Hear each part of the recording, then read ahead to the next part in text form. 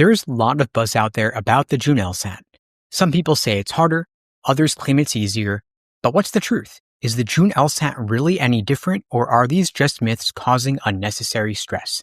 Today, I'll unpack the reality behind the June LSAT, why it feels unique, and most importantly, how to study so you can maximize your score no matter when you take the LSAT.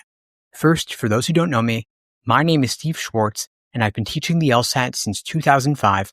Over the past 20 years, I've been helping students just like you crush the LSAT. So if you've been wondering whether June is harder and how to study strategically, you're in the right place.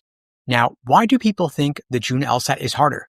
This idea comes down to a few reasons. First, the timing of the June LSAT makes it stand out. For many students, it's right after final exams or at the start of summer internships. That hectic schedule can make it challenging to fully commit to your LSAT prep, leading to the perception that June is somehow tougher. But the LSAT itself isn't any harder in June. It could be your schedule that's working against you. Second, the June LSAT is often seen as the beginning of the next admissions cycle. This means students taking it are often aiming to apply early. With that goal comes added pressure, but those stakes don't have any impact on the content of the LSAT itself. So, is the June LSAT actually harder? The short answer, no, the June LSAT is not harder than any other test date. Now here's why. Every single LSAT test form is equated, meaning the scoring scale adjusts to account for slight variations in difficulty.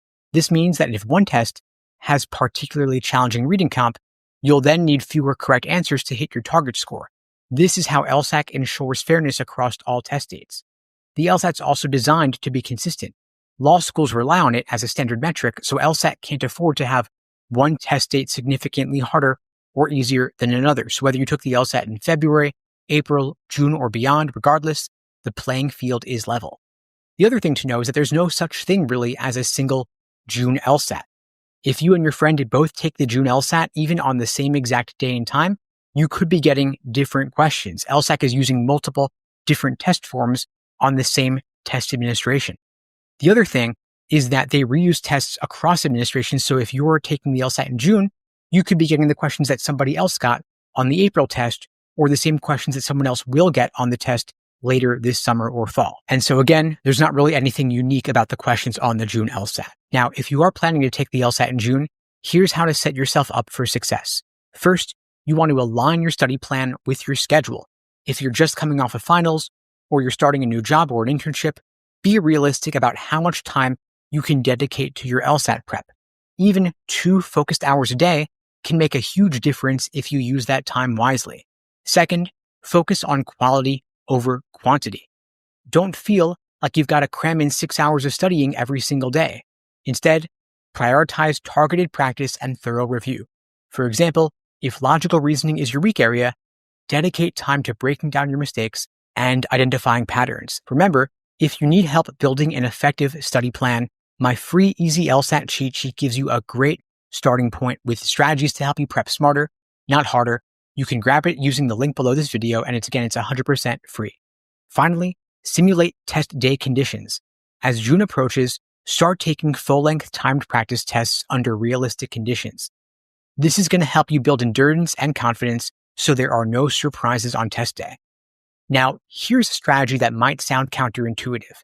Doing less can actually help you score higher.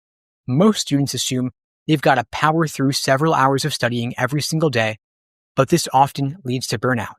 Now, one of my students, Ben, learned this the hard way.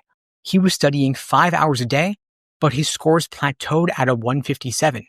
We cut down his study time to just 2 hours a day, focusing on his weak spots and adding in proper review. Within just 3 weeks, he jumped up to a 164. The takeaway? It's not about how much time you spend, it's about how effectively you spend it. So if you want my help tailoring your prep to what actually works, you can check out the links below to book a call with me and my team. We'd be glad to provide you with personalized one-on-one coaching and build a custom day-by-day study plan that fits your schedule and targets your unique needs. Again, link below to book a call. We'd be glad to help you out. Now, if you're worried about the June LSAT, remember, you have options. First, you can always retake the LSAT.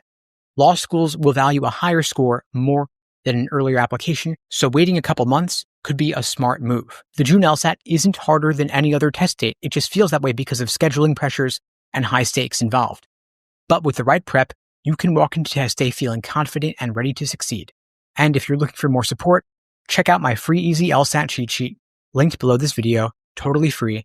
And if you want to take your prep to the next level, check out the links below to book a call with me and my team. We'd be glad to help you out on your road to scoring 170 plus. In the meantime, I wish you all the best and take care.